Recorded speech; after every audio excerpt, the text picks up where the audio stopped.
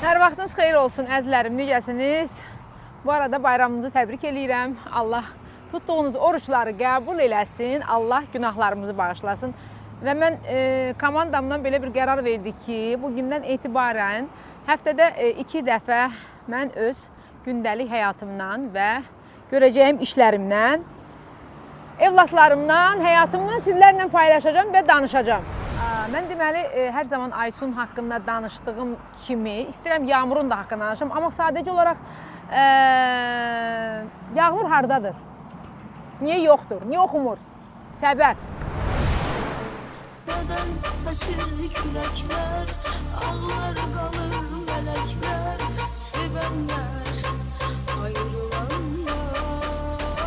Bəzən mənim evlatlarım mənim çox yaralı yerimdir. Bax, bu qədər sənəti mən uzaqlaşmışam və kənara çəkilmişəm. Ancaq körpə balalarım üçün bağlanmışam öz evə və onların üçün yaşayıram. Çünki mənim evlatlarım heç vaxt kiçik olmayacaqlar. İstəyirəm ki, onlara az da olsa mənim vaxtımı yanlarında ola bilim. Amma Yağmurun yanında heç vaxt olmamışam. Düzdür, böyütmüşəm, onun üçün qazanmışam, onların hər istədiyi şeyi etmişəm. Bilirsiniz, mənim qızımın çəkiləri çox idi. Həqiqətən də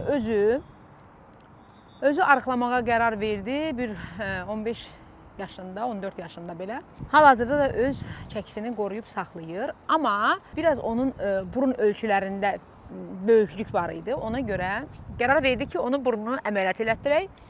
Burnunu əməliyyat elətdirdi. Demək olar ki, 99 dərəcə dəyişdi. Yağmur müğənni olmağını, demək olar ki, mən evlatlarımın müğənni olmağını heç vaxt istəməmişəm. Nə Aysunun, nə də Yağmurun. Yağmur özü müğənni olmaq istədi. Amma tam başqa bir janr. Toyxana üçün yox, yəni başqa şey üçün yox. Profil başqa janrda oxudu. Onun janrı daha indiki hip-hop, belə cavan uşaqların, cavan gənclərimizin daha çox marağına səbəb oldu.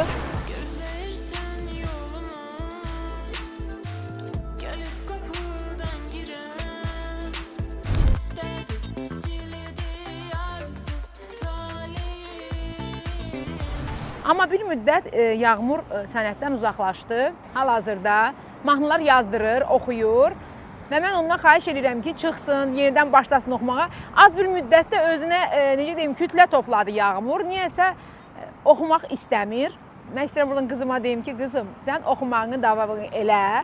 Çünki sənin gələcəyin var, həqiqətən də sən çox gözəl bir müğənni olacaqsan. Mən buna əminəm. Qızım Yağmurum, mama olaraq sənə burada nə deyirəm? Mən xahiş edirəm, sən oxumağını davam eləyəsən və heç nəyə ürəyivə salmayasan. Mən həmişə sənin yanındayam, həmişə sənin arxandayam. Mən bilirəm ki, Yağmur sənətini davam eləsə, Yağmur bu günlərim bütün müğənniləri vurub keçəcək. Səni çox sevirəm, mənim gözəl qızım Yağmurum.